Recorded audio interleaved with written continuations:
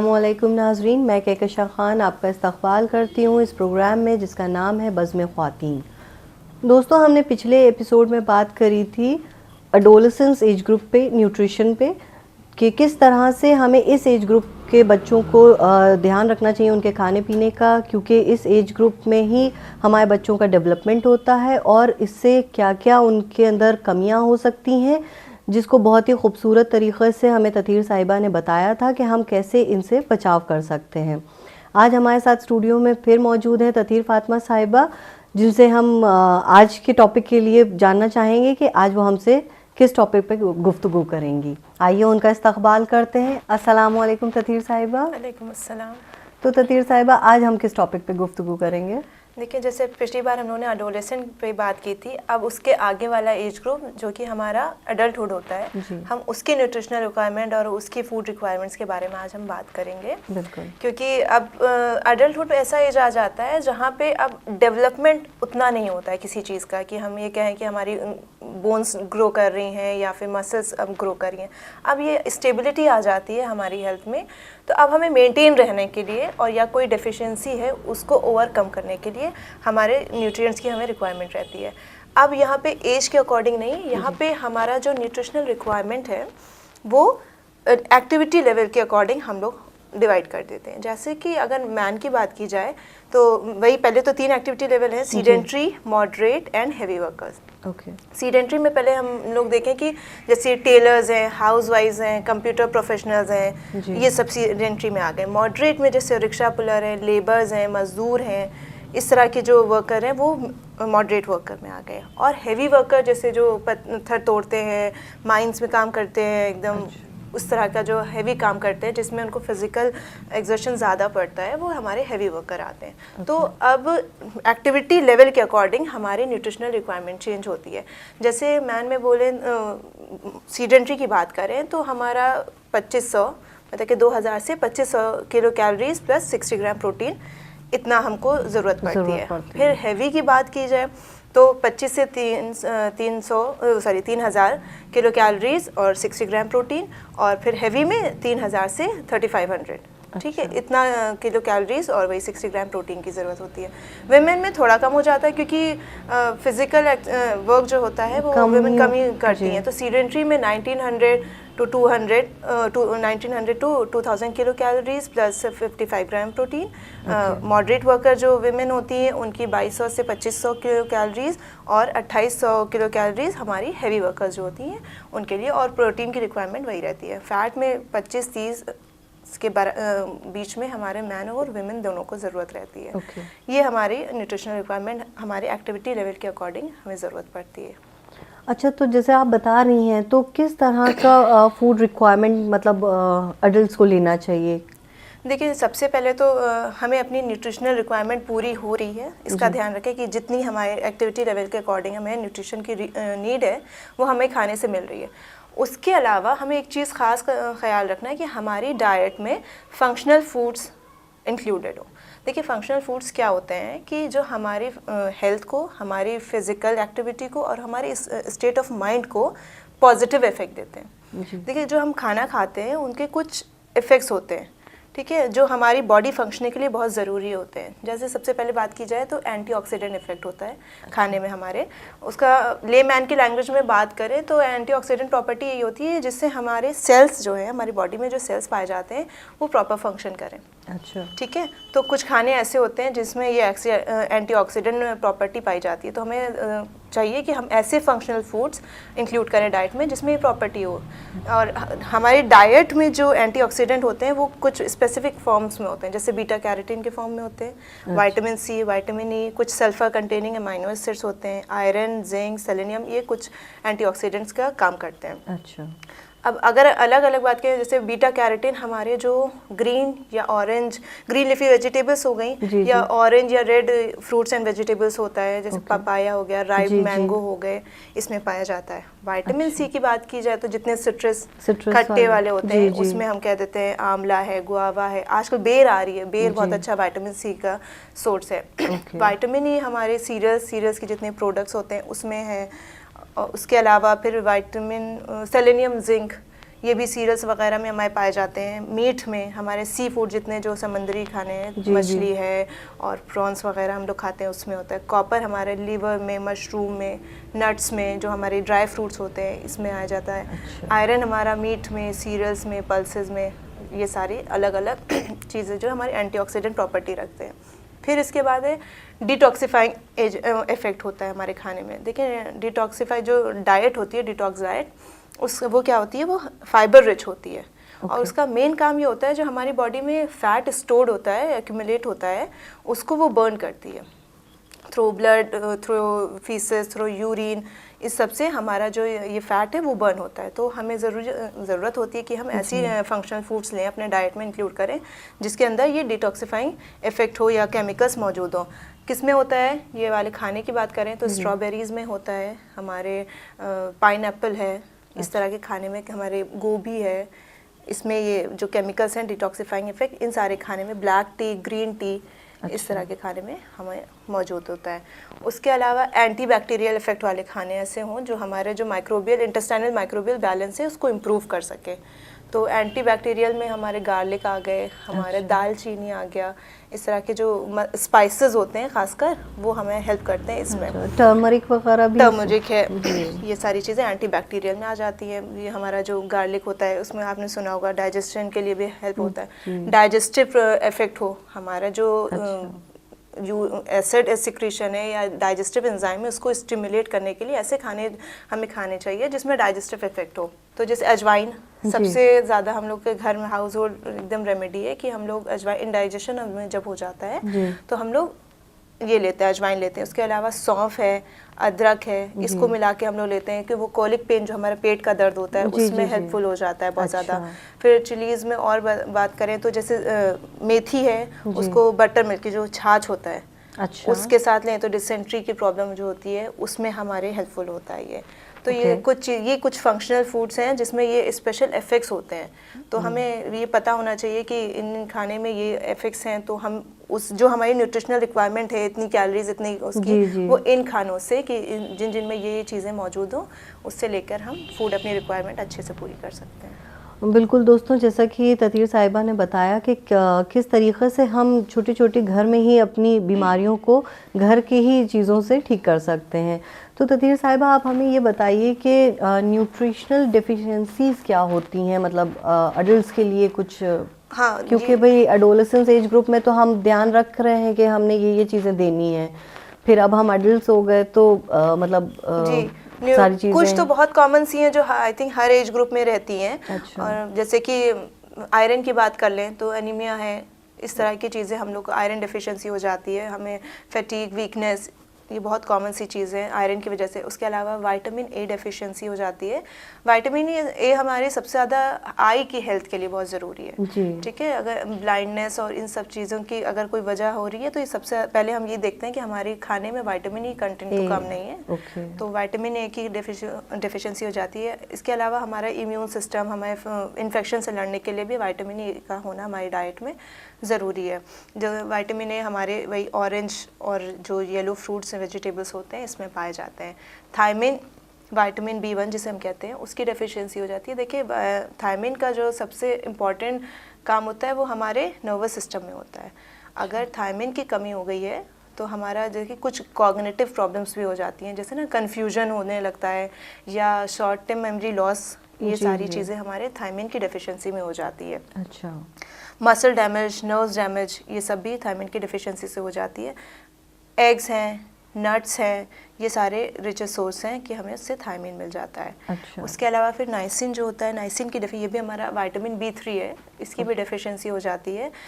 इसको जब इसकी डेफिशिएंसी होती है उसको हम पेलाग्रा कहते हैं। एक तरह से इन्फ्लेमेशन ऑफ स्किन हो जाता है, पेट में भी दर्द रहता है इसकी वजह से। अच्छा। तो ये भी एक डेफिशिएंसी हो जाती है। एनिमल प्रोटीन जो होता है वो इसके लिए सबसे अच्छा होता है, उससे हमें नाइसिन बहुत मिलता है। जैसे एग हो गया, मीट हो गया, तो उससे जो प्रोटीन मिलता है उसमें हमें नाइसिन के भी कंटेंट अच्छे मिल जाता है।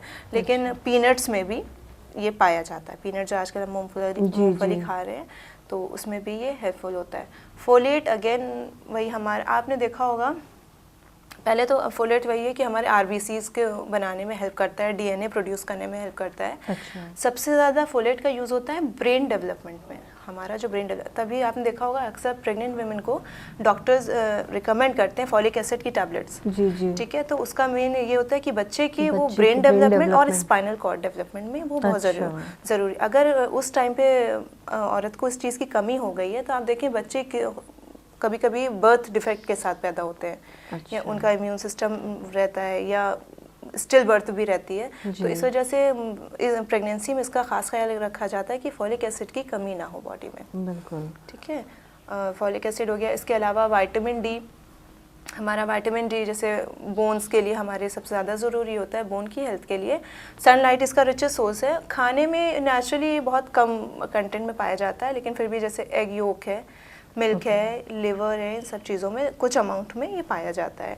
लेकिन एक रिसर्च के अकॉर्डिंग देखा जाए तो NIH की वो रिसर्च थी, तो उन्होंने ये कंक्लूड किया अपने रिसर्च में कि हफ्ते में 2 दिन 5 से 15 मिनट की जो धूप है आपके नेक पे, स्किन पे, हाथ पैरों में, वो इनफ होती है आपके एक अच्छे विटामिन डी कंटेंट के लिए। उसके अलावा फिर कैल्शियम की कमी हो जाती है। 1 मिनट ततीर साहिब, हम आपको ज़रा सा यहाँ रुकना चाहेंगे, वक्त हो चला है एक ब्रेक का। ब्रेक के बाद हम फिर हाजिर होंगे, तब तक के लिए आप देखते रहिए खदीजा टीवी।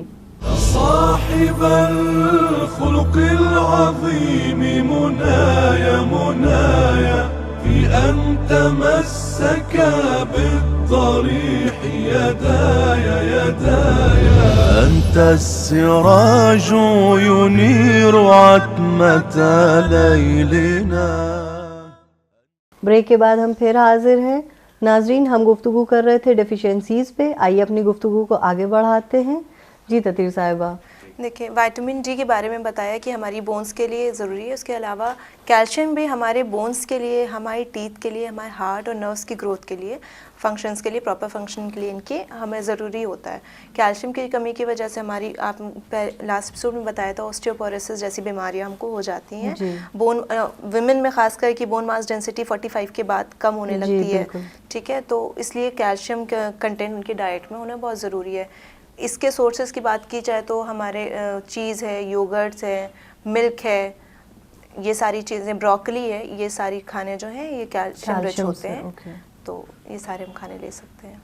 अच्छा ततीर साहिबा, आप बताइए, अभी जो आपने एक फोलिक एसिड के बारे में बताया, तो इसको किस तरीक़े से मतलब हम और ज़्यादा जान सकते हैं? खाने में आप खाने में किस तरीक़े से, मतलब हम खाने में कैसे पता करेंगे कि ये किन खानों में ज़्यादा पाया जाता है? सिट्रस फ्रूट्स में पाए जाते हैं ये भी, जितने हमारे सिट्रस हैं। ग्रीन लीफी वेजिटेबल्स में, बीन्स में, लेंटिल्स जो मसूर की दाल होती है, ये भी रिच सोर्स है आपका फॉलिक एसिड का। इसके अलावा grain products, whole grain products जो होते हैं वो, फोर्टिफाइड जो ग्रेन प्रोडक्ट्स होते हैं वो, ठीक है, पोल्ट्री जैसे अंडा वगैरह, इससे ये सब फॉलिक एसिड रिच होते हैं। तो प्रेगनेंसी में या फिर ऐसे भी अगर आपके अंदर फॉलिक एसिड की कमी हो रही है, फोलेट की, तो आप इसको अपने डाइट में ले सकते हैं। हाँ बिल्कुल। ततीर साहिबा, कैसे हमें पता चलेगा कि ये फॉलिक एसिड की कमी हमारे अंदर है? कुछ कोई सिम्टम्स होते हैं? जैसे कि इसका काम मेन यही होता है, ये आरबीसीज बनाता है, तो हमारे अंदर सबसे पहले ब्लड की कमी हो जाती है। ठीक है, आयरन और फोलेट दोनों का मोस्टली काम होता है कि हमारे हीमोग्लोबिन कंटेंट को ये बनाता है, बढ़ाता है। तो अगर आपके अंदर ब्लड की कमी हो रही है तो आप इसका टेस्ट करा सकते हैं कि आप फॉलिक एसिड की कमी है, आयरन की कमी है, इससे डिटेक्ट हो जाता है। ओके, ठीक है।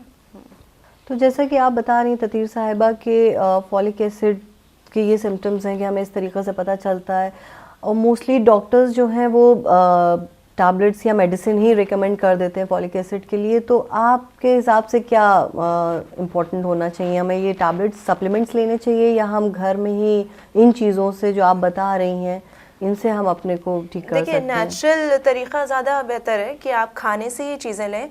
अब देखिए, अगर आपके अंदर बहुत कमी है, मतलब कि जो आपको कंटेंट जितना चाहिए न्यूट्रिएंट का उससे बहुत ज़्यादा कम है, तो अगर मान लें सिट्रस फ्रूट्स में हम रिच बता रहे हैं, तो आप ये तो है नहीं कि दिन भर सिर्फ सिट्रस फ्रूट्स खा सकते हैं। तो उस चीज़ को कमी करने के लिए, आप उसको पूरा करने के लिए आप सिर्फ सिट्रस फ्रूट नहीं खा सकते, और डिफिशियंसी काफ़ी है तो आप कुछ सिट्रस फ्रूट से उसको ओवरकम करेंगे, और देन फिर आप कुछ सप्लीमेंट्स के थ्रू कर लेंगे। इस वजह से डॉक्टर्स देते हैं कि कमी ना होने पाए। इसके खाने के अलावा खाना भी खाना है उसके अलावा। लेकिन अगर आप अच्छे अमाउंट में हमेशा से चीज़ें ले रहे हैं, ये सारी चीज़ें जिसमें ये सारे न्यूट्रिएंट्स पाए जाते हैं, तो आपको इतनी ज़्यादा कमी होगी ही नहीं कि आपको अलग से सप्लीमेंट या मेडिसिन की तरफ जाना पड़ेगा। अच्छा, तो तदीर साहिबा जैसे आप बता रही हैं, अगर मान लीजिए हमने टेस्ट कराया तो हमें कैसे पता चलेगा कि हमारे अंदर ज़्यादा डिफिशिएंसी है या हम नॉर्मल उसमें है? अमूमन कितना होना चाहिए? देखिए, नॉर्मल तो इसका फोलिक एसिड का रेंज हमारा 200 माइक्रोग्राम्स होता है पर डे, और अगर प्रेग्नेंट वुमेन है तो ये थोड़ा सा बढ़ जाता है 500 ग्राम्स पर डे के अकॉर्डिंग, और लैक्टेटिंग वुमेन के लिए ये फिर 300 ग्राम्स माइक्रोग्राम्स पर डे हो जाता है। अच्छा, इस तरह से रेंजेस की डिवाइड। अच्छा, ये बताइए कि हमें कैसे पता चलेगा कि हमारे अंदर पर्टिकुलर किसी एक न्यूट्रिएंट की डिफिशिएंसी हो रही है? उसके क्या सिम्टम्स हो सकते हैं? देखिए, सिम्टम्स तो डिपेंड करता है कि कितनी ज़्यादा डेफिशिएंसी है, कितना कम है हमारी बॉडी में, उसके अलग अलग सारे सिम्टम्स होते हैं। लेकिन इन जनरल में कुछ बहुत बेसिक सिम्टम्स होते हैं, जैसे वीकनेस आने लगती है, ठीक है, फटीग, हमें थकान होने लगती है, स्लीपनेस, हमें हर वक्त ऐसा लगता है कि हमें नींद आ रही है, जी जी, हार्ट पाल्पिटेशन, आपने देखा होगा, घबराहट होती है, लोगों को बहुत तेज़ी से उनका दिल धड़कने लगता है। जी, तो ये भी एक रीज़न, एक सिम्टम हम कह सकते हैं कि न्यूट्रिशनल डेफिशिएंसी का हो सकता है। उसके अलावा सबसे कॉमन होता है स्किन हमारी पीली पड़ने लगती है ना, सब देख के ही कहते हैं अरे बीमार हो क्या, तो उसका यही है कि हमारी न्यूट्रिएंट की कमी की वजह से होने लगती है। उसके अलावा जैसे कि कॉन्स्टिपेशन भी अक्सर ये होता है, लोग किसी न्यूट्रिएंट की कमी, फाइबर की कमी और फ्लूइड की कमी जो हमारा है उसकी वजह से हमें होने लगती है। हमारा कंसंट्रेशन बहुत पुअर हो जाता है, बहुत बिगड़ जाता है, हम किसी चीज़ में कंसंट्रेट नहीं कर पा रहे होते हैं, तो हम अक्सर समझ ही नहीं पाते कि ये क्यों हो रहा है। तो लेकिन इसका भी एक ये रीज़न है कि maybe there is a deficiency of any particular nutrient. उसके अलावा आपने देखा होगा आपके जॉइंट्स के सुन हो जाते हैं, नमनेस जिसे कहते हैं, जी, बिल्कुल, और ये अमूमन औरतों में ज़्यादा होता है जी। हाँ, और वो पता नहीं कर पाती हैं, उसको डायग्नोज नहीं कर पाती हैं, लेकिन वो भी आपके जैसे कैल्शियम है या विटामिन डी है, इन सब की कमी की वजह से होने लगता है। डिप्रेशन होने लगता है, ठीक है, नींद नहीं आती है, या किसी स्ट्रेस किसी चीज़ को लेके इतना होने लगता है कि वो न्यूट्रिएंट की कमी की वजह से मेन उसका रीज़न ये होता है। उसके अलावा सांस लेने में परेशानी होती है, अक्सर आप देखें कि बात करते करते हाँफने लगते हैं, वो भी एक रीज़न, ये सिम्टम्स हो सकते हैं, ये हमारे न्यूट्रिशनल डेफिशिएंसीज के लिए। अच्छा, ये बताइए कि जैसे आप बता रही हैं कि जो डेफिशिएंसीज हो जाती हैं, हम कैसे क्लासिफाई करेंगे कि हमें पर्टिकुलर न्यूट्रिएंट, मतलब कौन सी डेफिशिएंसी हमारी पर्टिकुलर न्यूट्रिएंट की वजह से हो सकती है? देखिए, डेफिशिएंसी जो सिम्टम्स आप बात कर रही हैं, तो सिम्टम्स कि बहुत से और भी वजूहत हो सकती हैं कि जिसकी वजह से ये बीमारी आपको हो रही है या ये सिम्टम्स हो रहे हैं, लेकिन मोस्ट प्रोबेबली अगर न्यूट्रिएंट की बात की जाए तो जैसे वीकनेस होती है या आपको थकावट हो रही है, डिज़नेस आपकी फील हो रही है, तो इसका ये है कि आपके बॉडी में जितना आपके कैलोरीज जाना चाहिए, कैलोरीज नहीं जा रही हैं, तो यानी कि आपकी एनर्जी जो है वो डेफिशिएंट है। अच्छा। उसके अलावा जैसे अगर मसल स्ट्रेंथनिंग, अगर आप मसल्स बिल्डअप नहीं कर पा रहे हैं, आप वेट गेन अच्छा नहीं हो पा रहा है, तो मे बी ये प्रोटीन की वजह से हो रहा है, क्योंकि प्रोटीन का मेन काम होता है हमारे टिश्यू सिंथेसिस, हमारे सेल सिंथेसिस, हमारे मसल फॉर्मेशन के लिए प्रोटीन ज़रूरी होता है। अच्छा, तो जैसे अगर वेट ज़्यादा गेन हो रहा है तो दैट मीन्स हमारी बॉडी में फैट नहीं, फैट इनटेक ज़्यादा है, फैट मतलब वो भी सैचुरेटेड फैट। अच्छा, क्योंकि वो सबसे बैड कोलेस्ट्रॉल और बैड फैट्स में आता है, तो वो हमारी बॉडी में एक्यूमुलेट हो रहा है, उसका रीज़न ये है ज़्यादा। अगर जैसे देखें आपको कुछ ऐसी जैसे कुछ फैट सॉल्युबल विटामिन्स होते हैं ए, डी, ई के, अगर इनकी कमी की वजह से इनकी जो सिम्टम्स आ रहे हैं, तो यानी कि फ़ैट में भी आपकी बॉडी में कम जा रहा है, क्योंकि फ़ैट अगर अच्छे क्वांटिटी में नहीं है आपकी बॉडी में तो इनका एब्जॉर्प्शन नहीं हो पा रहा है और वो ऐसे पास आउट हुए जा रहे हैं, तो यानी कि आपके फ़ैट की भी कमी हो रही है, विटामिन्स की भी, कुछ पर्टिकुलर विटामिन्स की भी कमी हो रही है।